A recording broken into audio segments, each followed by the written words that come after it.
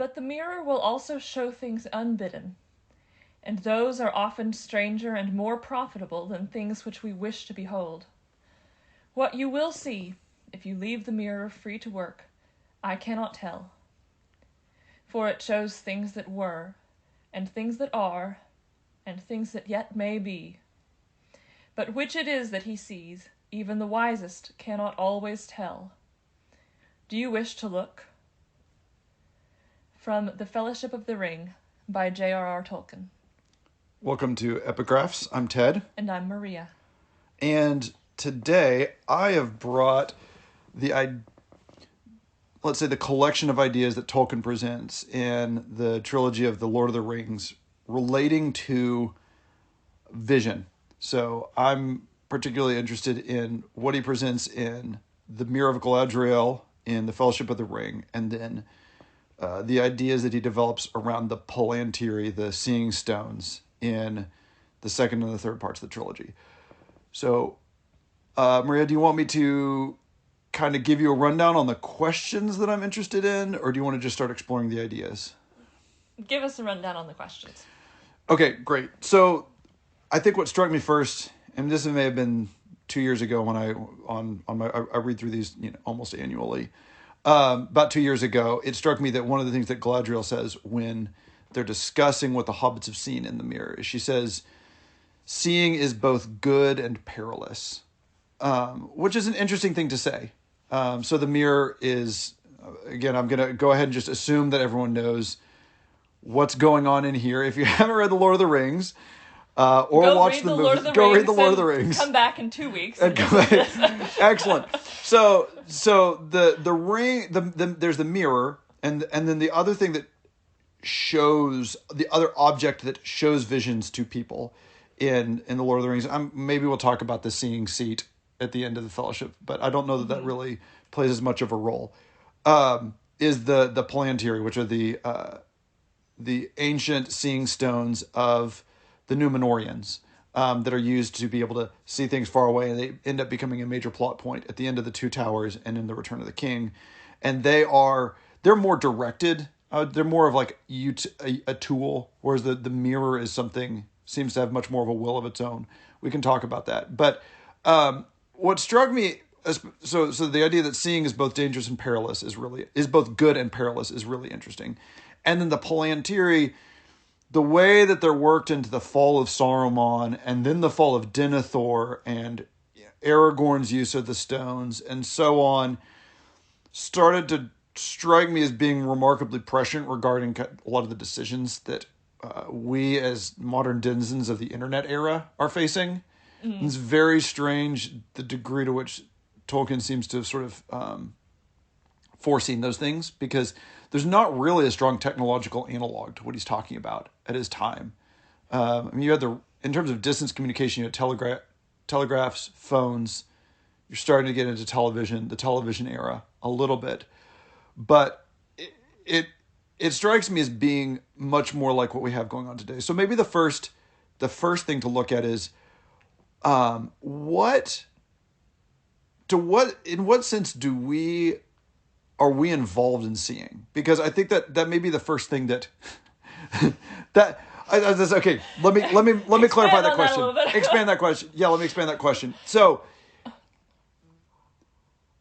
to what degree do we have an obligation to look one way and not the other? Maybe that's a good way of saying it. Maybe this is a little bit of a low ball. We're not passive. Let me just say, not as a question. We're not passive recipients of sight. Things don't just happen to us, right? We select. We actively participate in what we look at.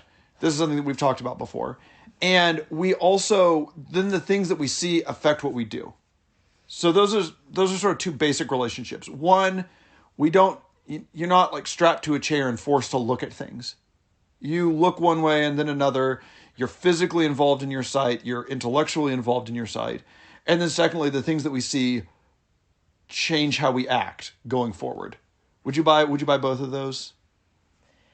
I'm assuming that when you say that we choose what we look at, there is a certain amount of attention that you're talking about there. Obviously, absolutely. there isn't. uh, a little bit of involuntary seeing, and things that we don't really choose to look at in the sense of, like, we're looking at them to look at them. We watch where we're going so that we don't trip, not because we are paying attention to the things that are on the floor necessarily. So yes, yeah. Although, just as sort of a side note, it does strike me as interesting. I've never would have thought about this in another context, I don't think. Sight is by far our easiest sense to turn off. Interesting. We can plug our nose, but we have to actually take a hand and do that. Likewise, our ears. Yeah. Once something's in our mouth, then we can't really stop tasting it. We can't turn off our sense of touch, but we can so easily just close our eyes. Okay, well, in terms of physically speaking. Physically speaking. On a physical physically level. speaking, but what's interesting is that on an intellectual level, that's actually, or on a mental level, it's almost the opposite, right? Yeah. Can you unsee things? It's like, well, not really.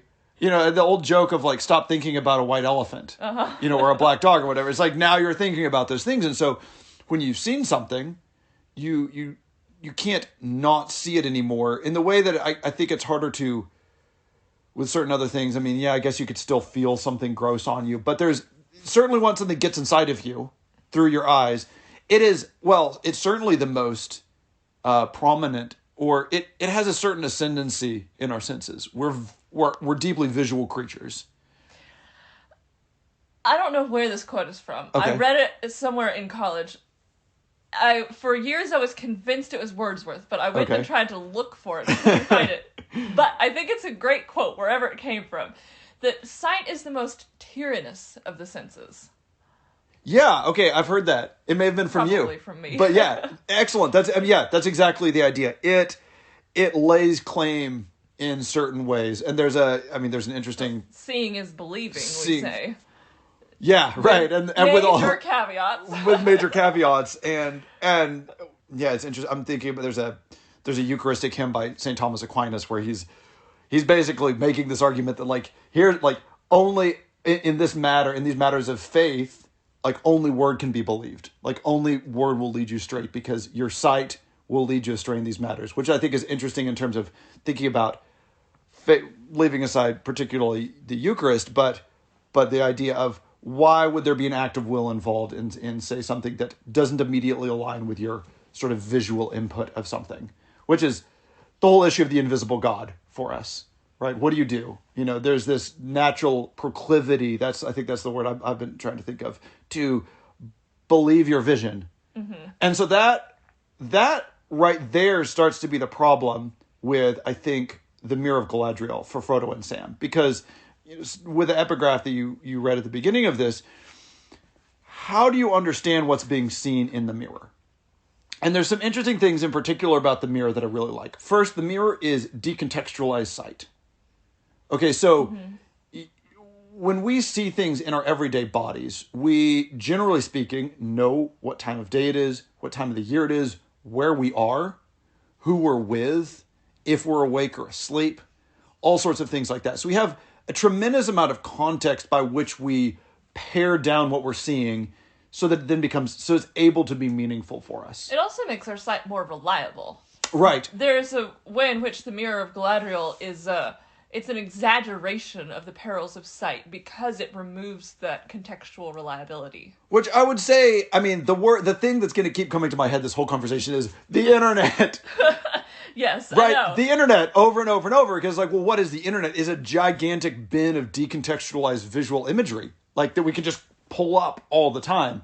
It's not that text is a little bit easier for us to deal with. Like, we can we're sort of on our own playing ground when it comes to text to some degree. It's a little bit easier to be level-headed about it until you get into a narrative. That's different.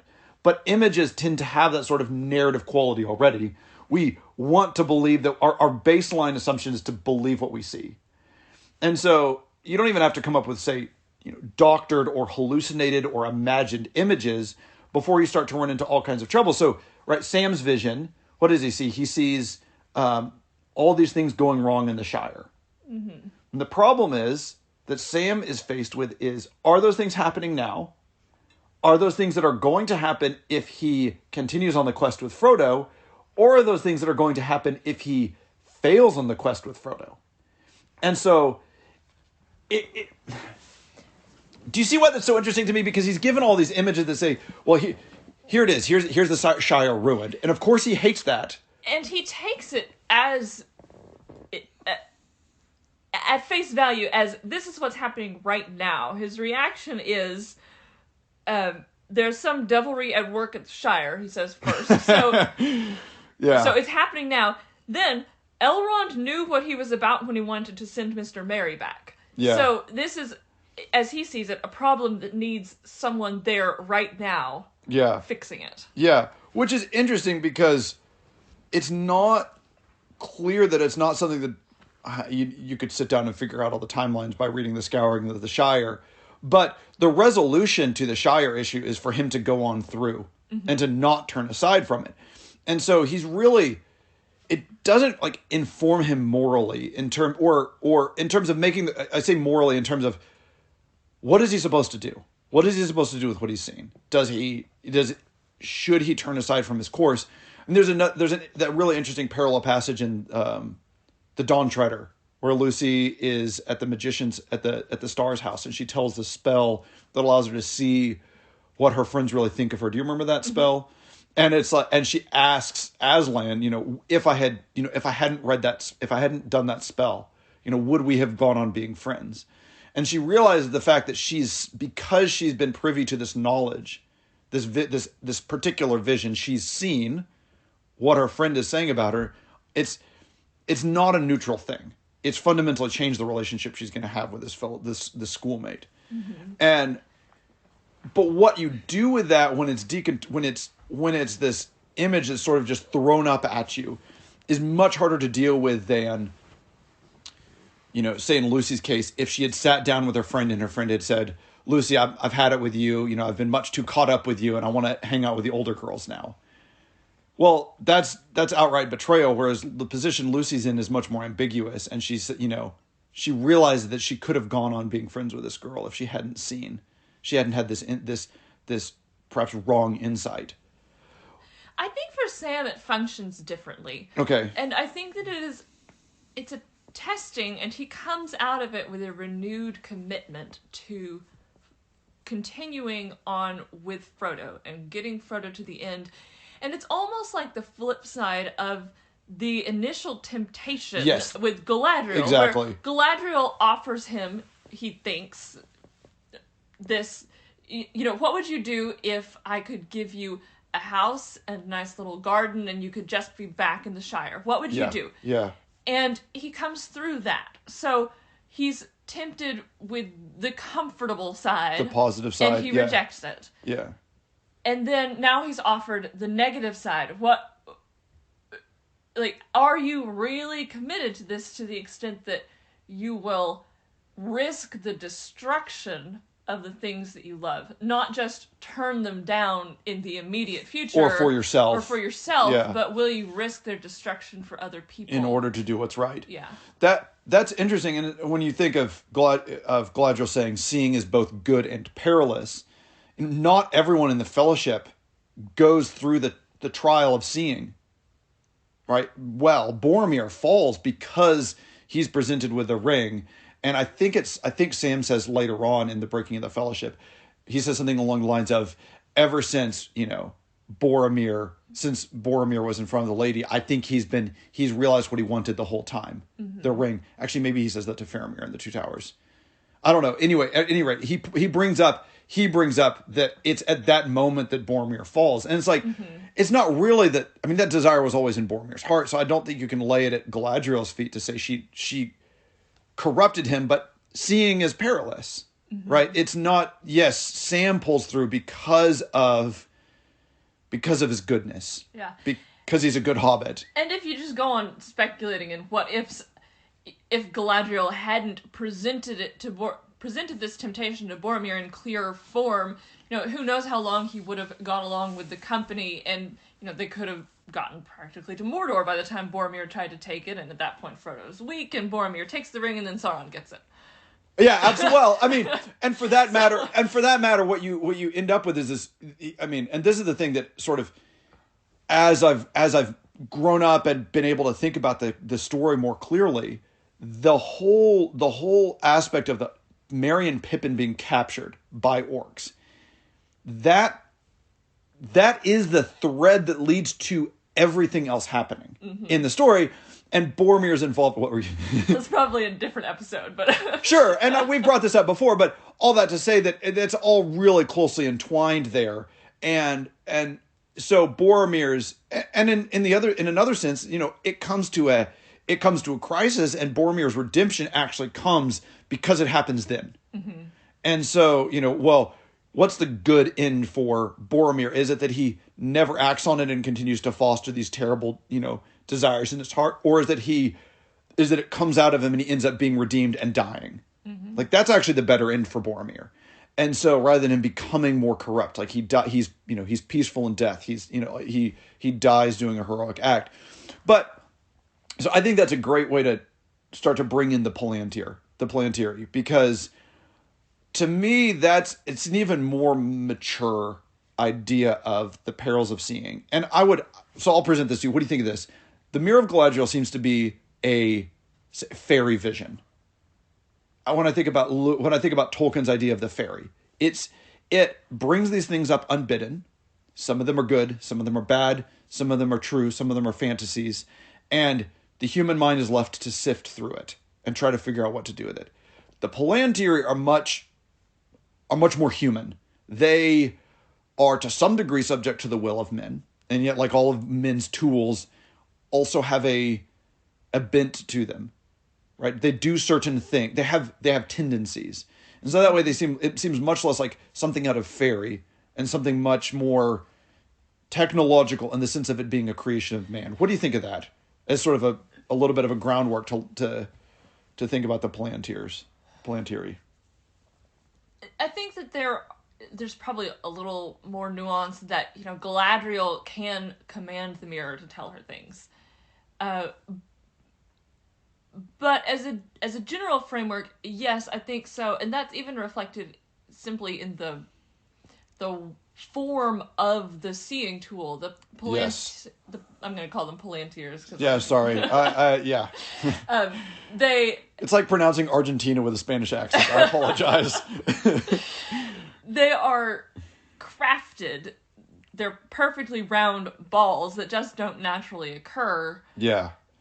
Whereas Galadriel's mirror is temporary. It's recreated every time. It's made from flowing water. Yes. That's great. Yeah. Pools. Yeah, I see that. Absolutely.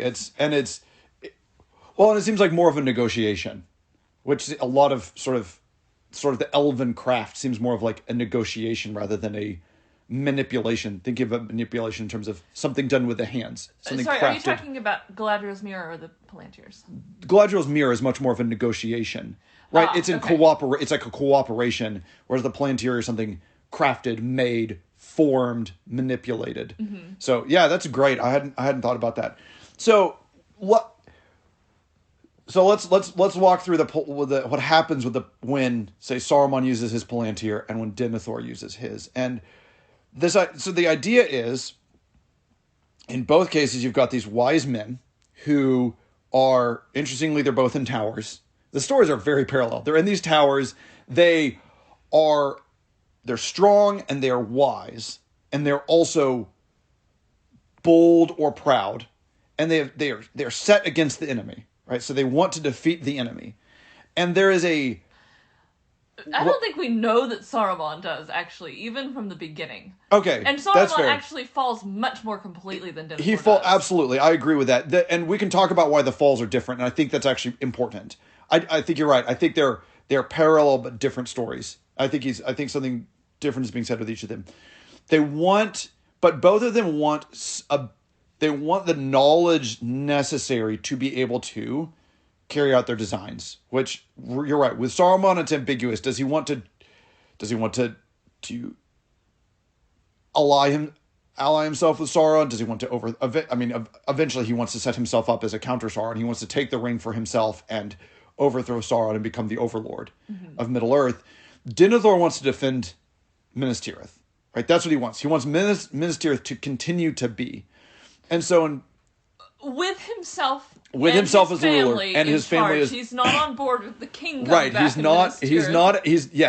So yeah, and there's continuing that way. So then they have these tools that give them the opportunity to see. And in both cases, they look out and they say, "What's going on around me? I need knowledge to be able to make the right decisions. Where are the armies? What's going on? What are my allies doing?" And in both cases, and I think in particularly with Saruman's case, it talks about it, his eye wandering until he's caught in the steel trap, right? Which is the Eye of Barad-dûr. And I mean, the imagery there is so excellent, right?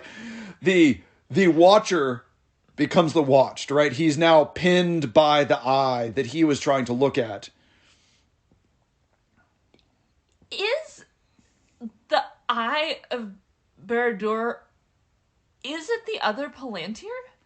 I've never wondered that before. Is it? But it doesn't. If Sauron is this eye, if we're supposed to take that as Sauron himself, then it seems like he would have no need for a Palantir, unless he's just using it to catch other people. But I don't think that's what's going on. That's an interesting question. Yeah, that's one of the very interesting things about the Palantirs is that there are 7 of them, and by the end of the story, 3 are accounted for? I think there's the Master Stone of Osgiliath that is it in the ocean or something? Its fate is known. No, then there's one in Minas Morgul. That's the Seeing Stone that Sauron has, I believe. I believe Sauron has the Seeing Stone from Minas Morgul. Yes. Denethor has his stone. There's the Stone of Orthanc. And then the other ones, they're just out there somewhere. And all of them they're all two-way windows. And so when you look into them, you don't really know who's looking back. Mm-hmm. And again, regarding the internet, it's just positively uncanny to me. Right? This idea of an object that seems to give you this sort of uninhibited sight.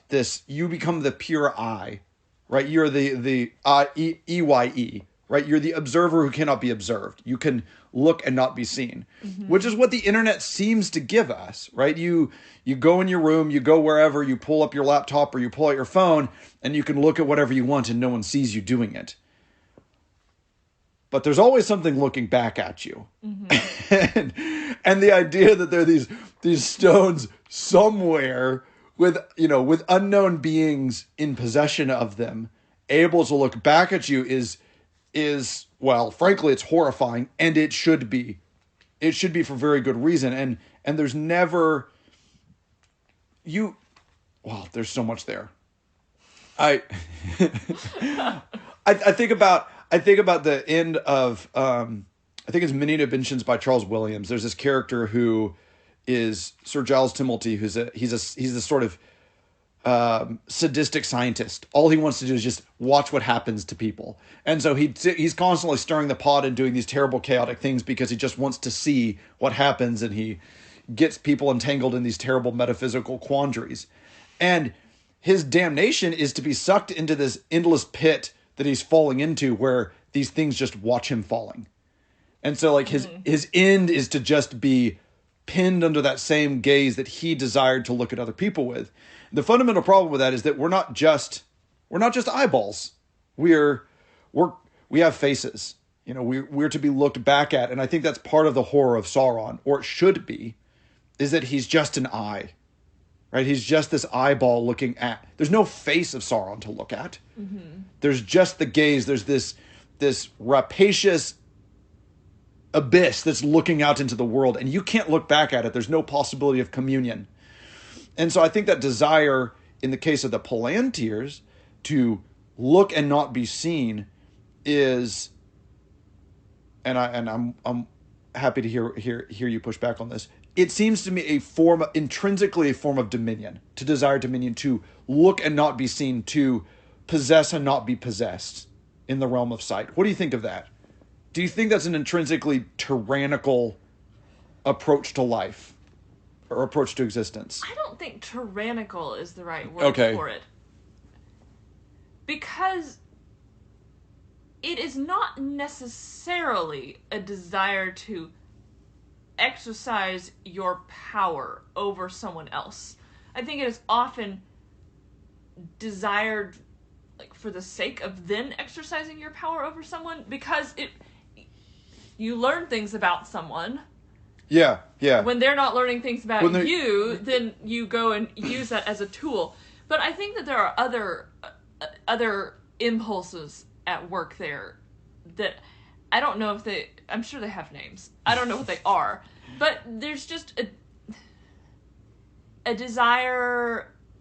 Well, there's a desire for privacy, I think, which has far more innocuous forms. There's a desire to sneak by people. Well, right, and you have Gollum, which is interesting. And it is interesting that the enemy's ring grants invisibility, which is sort of the corollary to the use of a seeing stone. Apparently for other people. It doesn't seem to work that way on Sauron, otherwise how could they have that's true. To cut it off? That's true. Yes. Yeah, that's a whole I've heard the theory. I think this is from Dr. Peter Kreeft, who and I don't know where he gets this from, but contends that what the ring does is it grants power in kind. And so to the hobbits are the only ones we ever see use the ring. And so their power is in their quietness, their ability to disappear, right? Tolkien talks about that a lot, and so he says that's why it makes the hobbits invisible, because that's their natural power is to be secretive and cryptic and difficult to find. I don't think you can substantiate that. No. It's an interesting idea. But no one ever wears the ring, do they? Except for hobbits and Gollum. Frodo, Sam, and Gollum, who's basically a hobbit. Yeah. Well, and Tom Bombadil.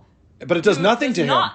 It does not make him invisible, which shocks the hobbits. Which I think suggests that is the normal ability, a normal effect of their ring. Yeah. But it does obviously depend on who's wearing it.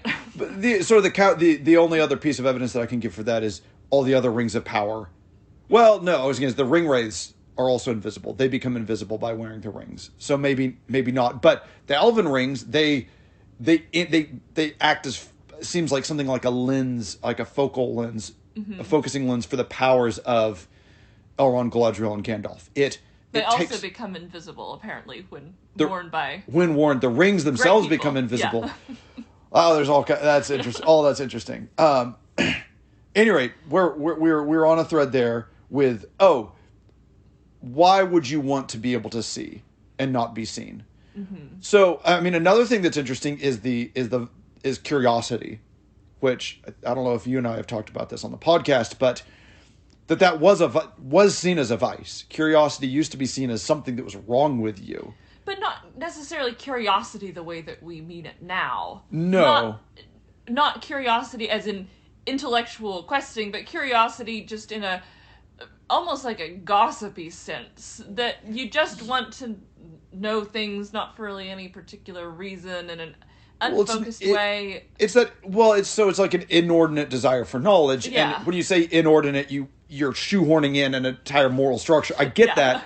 But to some degree, I mean, I've spent more time in the sort of like science STEM world, I think, than you have. And I would say that at least as it's presented to young people, that is so far from being a vice. It's a virtue. The idea is you should get an answer to every single question that you have. There's no question that you should not ask. And I would say, no. That's absolutely not right.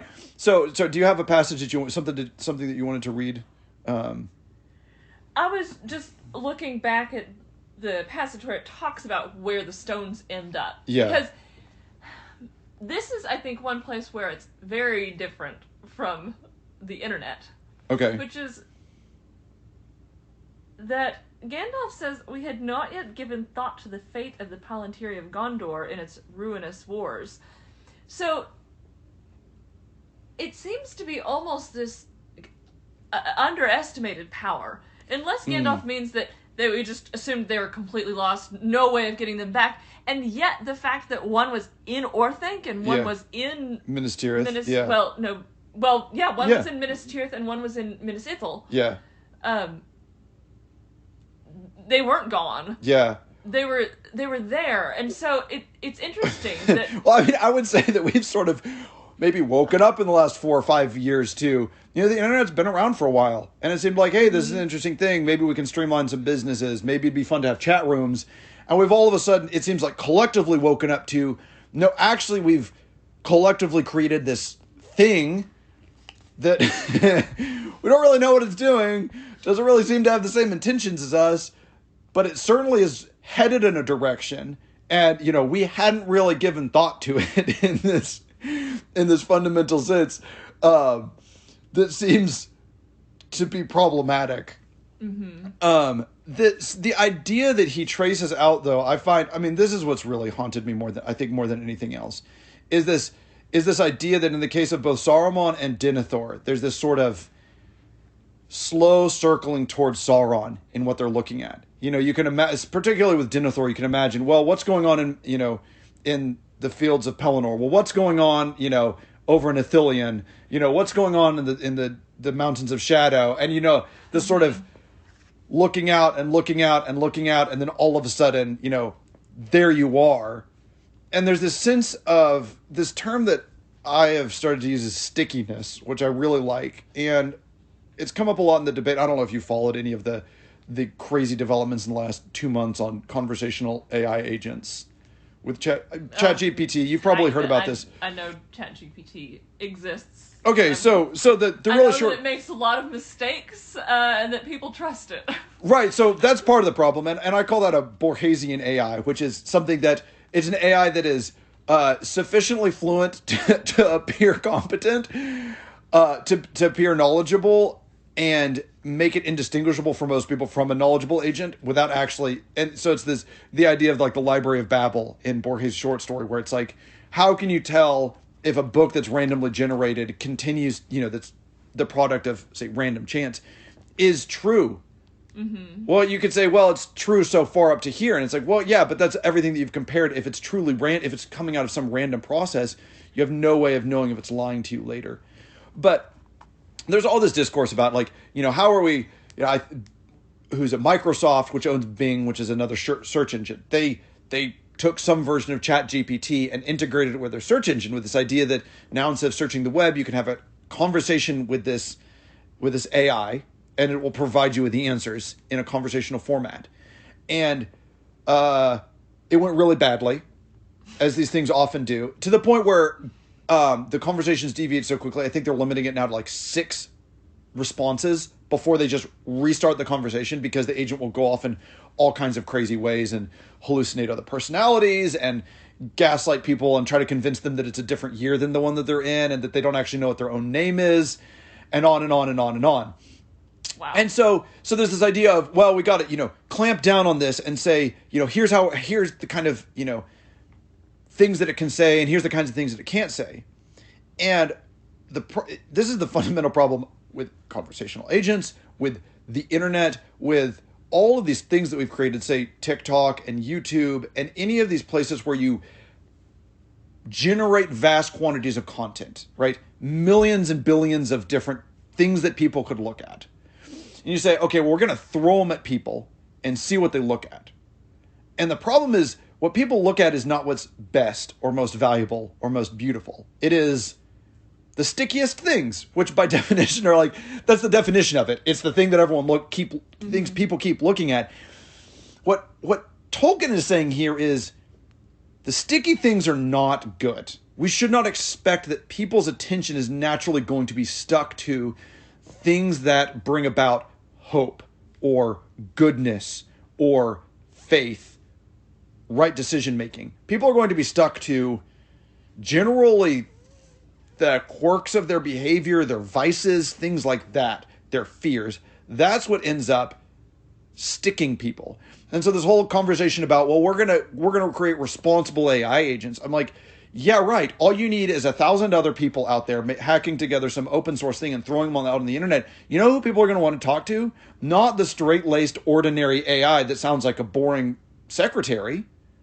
They're going to talk to the sticky AI, the one that says really racy stuff, or the one that tells them really scary stories, or inflames them to violence, or tells them they're right all the time. The sticky AIs are what people are going to look at. And this seems to me the fundamental problem of being able to look at anything. Is you don't, unless you're Aragorn, right? Barely. And Aragorn barely, right? Usually, I think you could, one of the things looking at Aragorn's characters is like, wow, he's pretty great. You know, he, especially in the Return of the King, by the time of the you get to the Return of the King, he's not just, you know, a wild, wise ranger who's kind to the hobbits and has this interesting past. Like, he is the flower of humanity. He is Numenor reborn. He is the man who can go through the paths of the dead, who by force of will brings like unruly spirits under his control. He's the only one that can appropriately use the Palantir, that can wrest it from the eye of Sauron and use it. It's like, are we Sauron? No, we're not Sauron. So what should we think when we have the possibility to look at everything? It's like, where do your eyes go? And this is what I think one of the things that you brought up early on when I said we choose what we look at. Sort of. Right? We sort of choose what we look at. You put people in a room and you know, there's, let's see, a gun on the table. What do people look at? Do they look at the gun or the bowl of fruit? They look at the gun. You know, you put a kid in a room, there's candy and some books and a painting of, you know, a beige painting on the wall. They're not going to look at the beige painting on the wall. It's like, what do you look at? You look at there's all of these things going on inside of you that are quite capable of hijacking your volition unless you're somewhat of a remarkably strong will and spirit and you're incredibly well ordered. And so this is the seeing is good, but also and perilous. I think that we do ourselves a profound disservice to assume that we are ready to embark on that peril and enter into these realms where we have a quasi-infinite set of things available to look at. He's like, why? Because we look at the sticky things. That's what we do. Our attention is drawn to the sticky things. This goes back to the you know, what's the value of being limited? Well, one of the values of being limited is that how do I want to say this? Our ability to express our any degree of freedom is actually related to the degree to which we are constrained. There's a let's say a gracious mean of constraint in which we are capable of being free agents, of being moral agents. That was a lot. I think that what you're talking about exists. Okay. I don't think that it is what Tolkien is describing. Okay. It's a different kind of perils of seeing. Okay. Where the people who look into these stones, and here again, it's different than the seeing in Galadriel's mirror, so this is specific to the Palantirs. They make contact with a malevolent, extremely powerful will that then basically overtakes theirs to some extent. To different extents. Yeah. It specifically says of Denethor, Gandalf says, he was too great to be subdued to the will of the dark power. He saw nonetheless only those things which that power permitted him to see. So it's not that their wills are inclining them to these particular things, but they have opened themselves up to a separate will that is now dictating what they pay attention to. I mean, that reminds me of that Paul Kingsnorth short story about the internet. Yeah. What's that called? The Basilisk. The Basilisk. Yeah. The perils of seeing work both ways. Okay. Yes. Because excellent. Aragorn says that in the end he wrenched the stone to his own will, and he speaks with Sauron, and he basically uses the stone to reveal himself to Sauron in such a way that prompts Sauron to attack before he is ready. Yes, Sauron sees, and in this instance, it's Sauron for whom seeing is perilous. Yes. Yeah. Oh, I love that. Wow. And You know, his downfall too is in Sauron's downfall is in his inability to see the possibility that they would ever send the ring to Mordor. Mm-hmm. So there's a lot there. I mean, it is part of, let's say, part of his of Sauron's bentness is that all he does is see. Right? That he's just an eye. It's not like he's a corrupt eye, but to just be an eye is to be fallen in some way, intrinsically.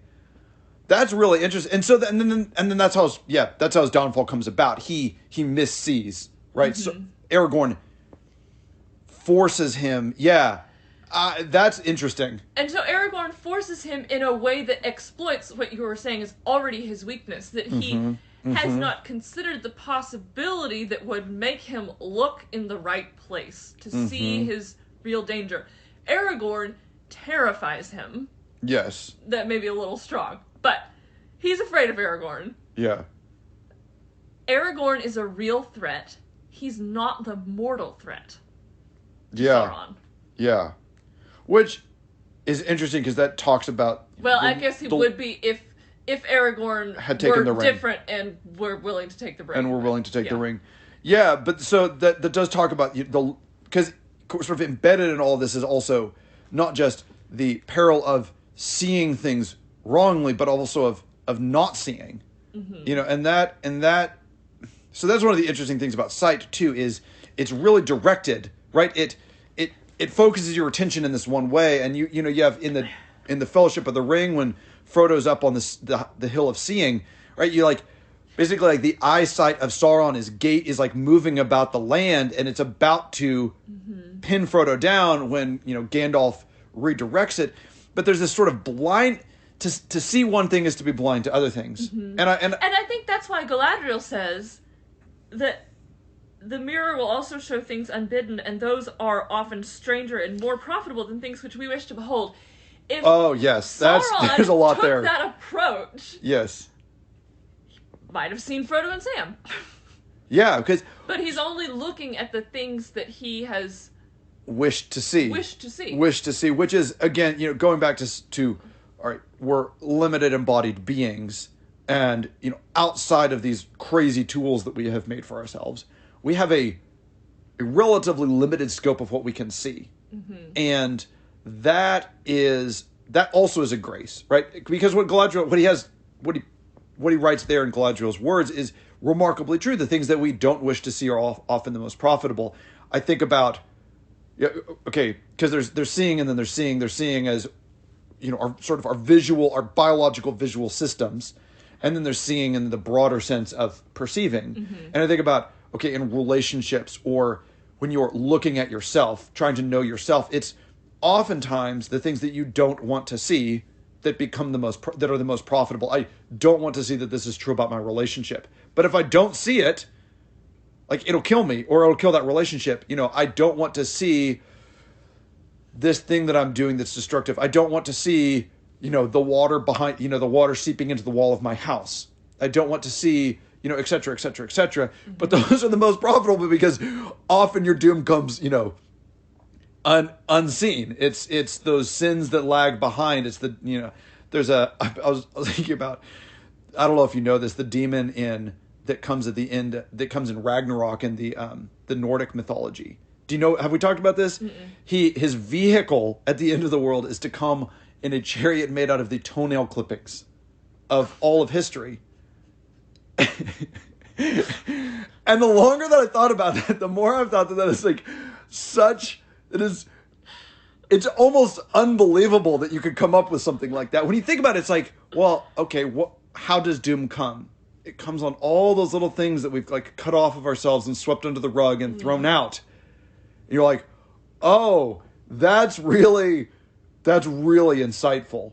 And it's those little things, right? And that's sort of, when you stop thinking about it from Frodo and Sam's perspective and think about it from Sauron's perspective, it's that little thing that you can't see. And there's a great line when Frodo puts the ring on in Mount Doom, and it says his tremendous folly is laid bare.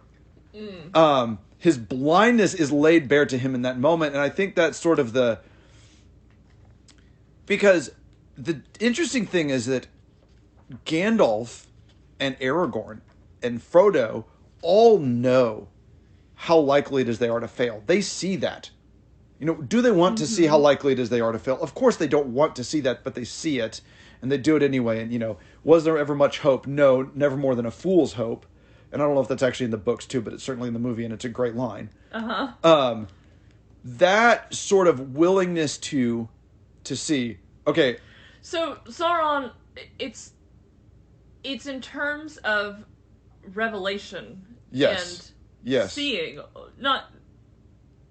No, it is in terms of seeing. When everything gets revealed, the Dark Lord was suddenly aware of him, and his eye, piercing all shadows, looked across the plain to the door that he had made, and the magnitude of his own folly was revealed to him in a blinding flash. In a blinding flash. And all the devices of his enemies were at last laid bare.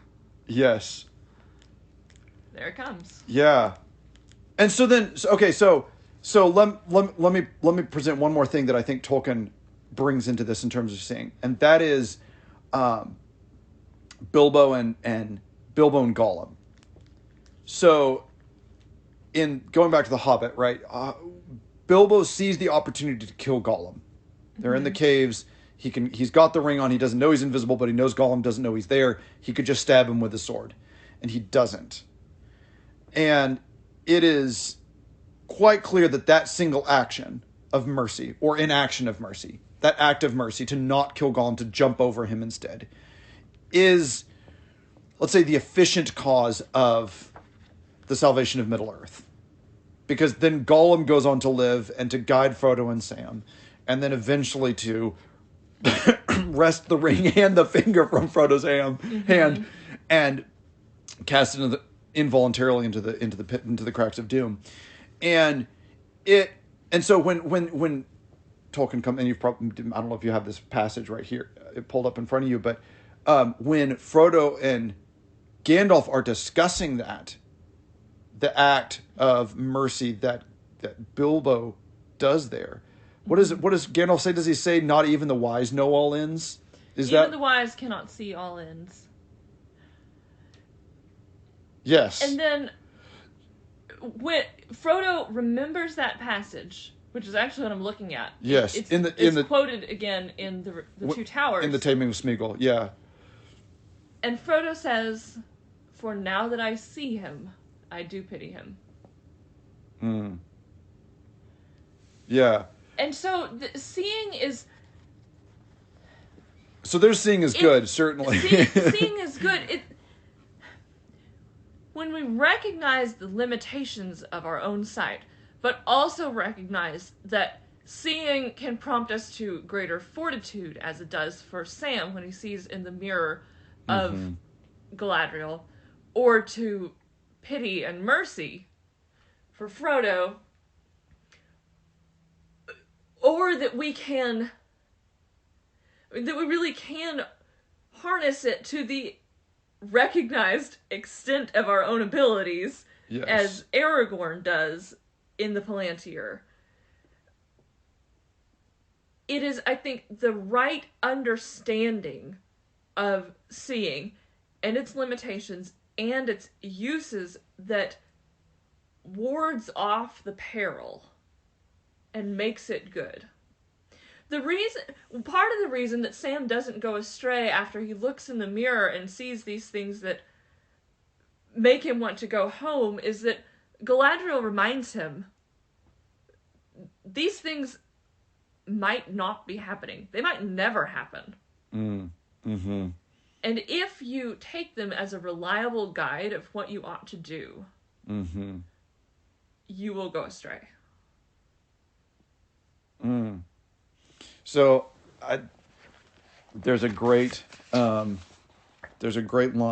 in the beginning of the Two Towers that I think would be a fun place to finish, and this is when Aragorn and Gimli and Legolas have made it into Rohan at the end of they're chasing after the hobbits, and they see the Rohirrim coming by, and they stand up and immediately they're surrounded, and so then they have this conversation with Éomer, and they're back and forth. Are they going to kill each other? What exactly is going to happen? Who are you?